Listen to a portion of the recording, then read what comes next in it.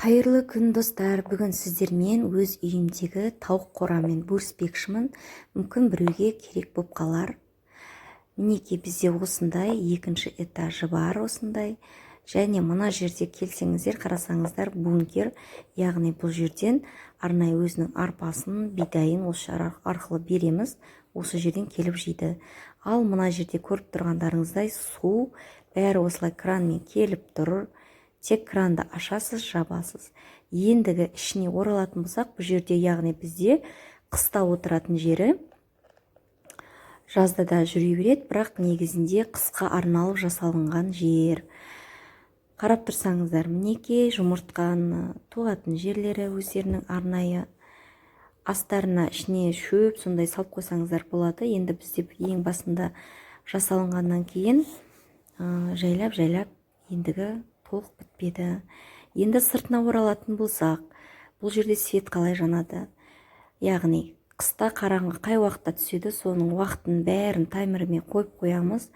Мына жерде көрініп тұрады, қай уақытта барлығы жанатыны, өшетіні өзінің арнайы уақытысымен тұрады. Өте ыңғайлы қылып жасалынған. Мына жерде вентиляция, яғни вентилятор ішінен ауаны алмастырып тұратын арнайы барлық орынмен жасалынған.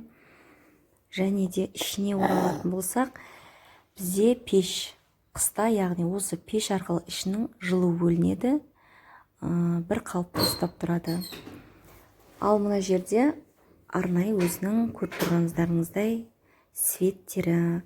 Бұл жерде іште қыста орнатылған кезде ішке су ішіне орнаттық және есігіне осылай қылып орнаттырып қойдық. Яғни тауықтардың барлық өздеріне ыңғайлы болу үшін. Қыста енді өздеріңіз білесіздер, сыртқа шығара алмаймыз. Жазда осылай емін-еркін жүреді. Іштеріне шөп тастайсыздар.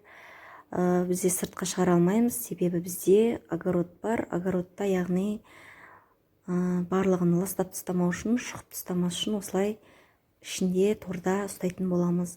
Мына жерде жұмыртқа орны, айта кетейін, ең басында ішіне туып тастағанмен, бірақ кейіннен осылай өзінің ұяшықтарына туатын болды.